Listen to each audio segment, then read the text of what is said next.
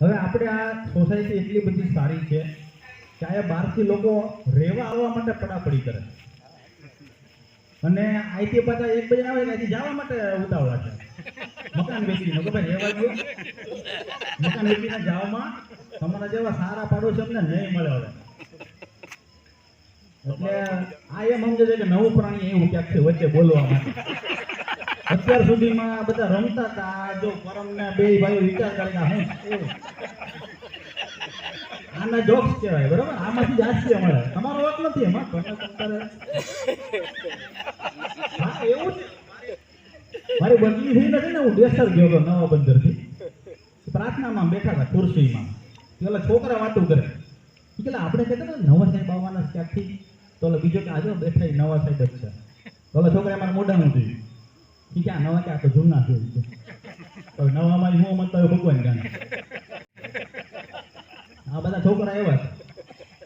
એક વખત હમણાં બહાર નીકળો તો એક ભાઈ ચાલો તમે મારી ઘરે ચાલો હોય કે કોઈ દિવસ હમણાં આવ્યા નથી, ઘણા દિવસ થઈ ગયા. હું તો ભાઈ ઘરે ગયો ત્યારે છોકરો તો એ દફતર પાટીમાં નાખે ને બહાર કાઢીને એવું કરે. તો એ સાહેબે કે એ સરખો રહી ગયા, જો આ કે સાહેબ છે કે બોલો છોકરા મારી એમ સમજે તમે સાહેબ છે. મેં કીધું હા પાડવી કે ના પાડવી? મેં કીધું હા. કે મારા પપ્પા કહેતા હતા કે તમને 100 એકડા નથી આવડતા. 100 ની ક્યાં કરે, લાવ પાછી. મેં 100 એકડા લખી નાખ્યો. મને કે આજનું લેસન થઈ ગયું. હા હોય બોલો. આમાં માણસો ક્યાં કોનો હું ઉપયોગ કરી ખબર નથી પડતી. સમજાય મજા છે. જૂનાગઢના ટાઉન હોલમાં કાર્યક્રમ ચાલુ હતો, સાંસ્કૃતિક કાર્યક્રમ. એટલે હું છે ને આમ ખૂણા ઉપર બેઠો હોય, બહાર જવું હોય તો વાંધો ન આવે. આ કેમ પાછળ બેઠો એક બેન આમ નીકળો કેટલા બધા છોકરાઓને લઈને જોરથી મારો પગ ચીપો. હું આમ રાડ પડી પણ આમ થોડોક ફોન કરી દીધું. 5 મિનિટ પછી પાછા આવ્યા.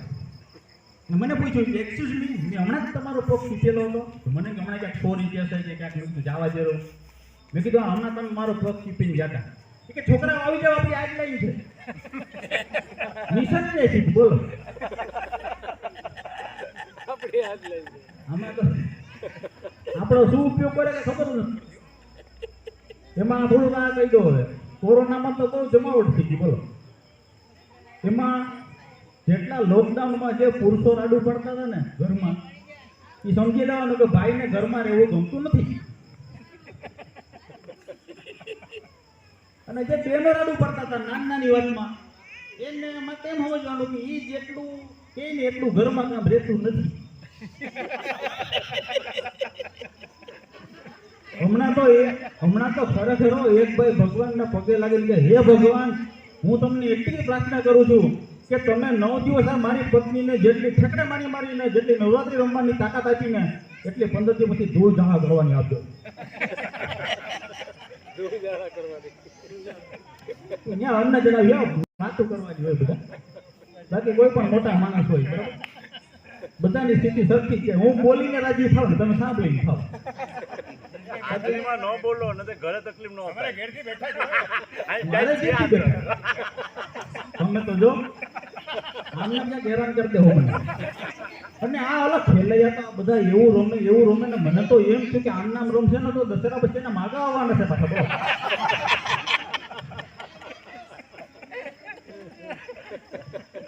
તો પછી એ પણ તો જો કેવા આપણે કેટલા ખુશ થઈ ગયા. એટલો આનંદથી રમો ને હું એ બધાને હાઈલાઈટ કરું. આપણે તો આવડતું નથી પણ રમીને મજા આવે.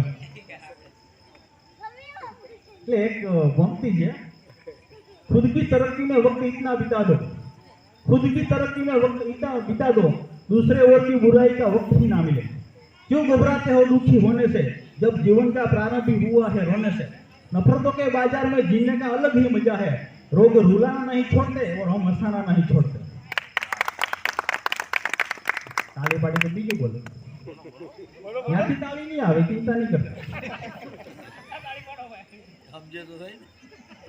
હવે એમાં એવું જ આ તો બધી ખુશીની વાત છે કે જનરલી એવું બને છે કે આ હમણાં ઓલા પિતા પુત્રની વાત આવી હતી કે ઘણાને મોટિવેશન સ્પીચ છે ને સાંભળવાનો શોખ હોય, વિડીયો જોવાનો શોખ હોય. એ કાંઈ કરવાની જરૂર નથી, ખાલી મા બાપના સંઘર્ષની કથા તમે સાંભળી લો એટલે એમાં મોટિવેશન બધું આવી જાય કે પહેલાની પેઢીએ કેટલા દુઃખ સહન કરીને અત્યાર સુધી આજે આપણે સ્થિતિ સુધી લાવ્યા. આપણી હવે ફરજ છે કે આપણે એની જે સ્થિતિ છે ને એ જાળવી રાખીને આગળ વધારીએ. આ છોકરાની એક બે વાત લઈ લો. નાના નાના છોકરા છે જે ઉતાવળા છે. હવે એક છોકરો મારા ક્લાસમાં આવ્યો, મને કહે સાહેબ સૌથી પહેલા ચાંદલો કોને થાય? મેં કીધું વડીલો એને ચાંદલો થાય. મને કહે ખોટું. મેં કીધું તો? મને કહે સૌથી પહેલા ચાંદલો વડીલને ન થાય, ગણપતિને થાય. મેં કીધું હા એ વાત તારી સાચી. પાછો પ્રશ્ન ફેરવો એને. મને કહે ગણપતિને ચાંદલો થાય એ પેલા કોને ચાંદલો થઈ ગયો? બોલ બોલ્યો, તમને ખબર છે? ગણપતિને ચાંદલો થાય એ પેલા કોને ચાંદલો થાય બોલો? મેં કીધું મને નથી ખબર. આંગળી થાય. એવા હોશિયાર છે બોલો. આવા બધા છોકરા હોય. હા ને ઘણા તો ફેર્યા પણ આપણે બધું આવે. એક હમણાં ફેરી આવ્યો હતો, અગરબત્તી લઈ લ્યો, અગરબત્તી લઈ લ્યો, 3 ઘર સુધી સુગંધ આવશે. મેં તો ત્રીજા ઘરે આપી દે બે બાજુ. પિક્ચરમાં પણ અમુક ગીત એવા આવેલા હતા, ગરબામાં પણ છે. ગરબાની વાત નથી કરી આપણે. દિલ્હી से गई पूना ने पूना से गई पटना ने फिर भी ना मिला सजना. મને તો એ કે કેટલું રખડી એની કરતા ઊંડ આવી ગયો તો જેવા જેવા સજના છે. આરોગ્યમાં છે, શિક્ષણમાં છે, પીજીવીસીએલમાં છે, એન્જિનિયર છે, જે જોઈએ બધા છે આપણે. ને ઘરે બેઠા છે. ઉચ્ચતર માધ્યમિકમાં છે, બરાબર? પોલીસમાં છે કે ભાઈ? માધ્યમિકમાં છે, પોલીસમાં છે. પોલીસ વિભાગમાં છે. હા એ તો હું ભૂલી ગયો લ્યો. જેવા જેવા સજના છે, બરોબર? ને ઘરે બેઠા છીએ. એટલે આ તો બધી ઓલો મહેંદી લગા કે રખના, ડોલી સજા કે રખના. તારા બાપુજીના નોકર છે બધું રાખે. આવો હોય તો બાકી કઈ નહીં. એટલે આ બધા ગીતની આખી મજા છે, બરોબર? ઘણી વાત થઈ ગઈ. હું મુક્ત વિહારી માનવી છું, આ શાયરને દુનિયા કેદ નથી. મારે મન તો ગંગાને જમજમ, મંદિર મસ્જિદમાં ફેર નથી. માધ્યમ છે મારું માનવતા ને મિલકતમાં મસ્ત ફકીરી છે. ગુણગાન ગાશો તો ગર્વ નથી અને અવગુણ ગાશો તો ખેદ નથી. વાહ ભાઈ વાહ. એટલે આ બધી વાત છે. એટલે આ દીકરી વિશે વાત કહી દો. તાળી પડી વંશમાં. હવે એનો હવે તો તાળી વધારે પડશે. જોજો. મને ખબર હોય ને કઈ વાત કરવી એટલે કેવી તાળી પડી, બરોબર?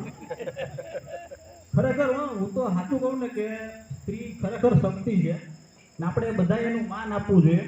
દીકરીના સ્વરૂપમાં હોય, પત્નીના સ્વરૂપમાં હોય, માના સ્વરૂપમાં હોય કે બહેનના સ્વરૂપમાં હોય.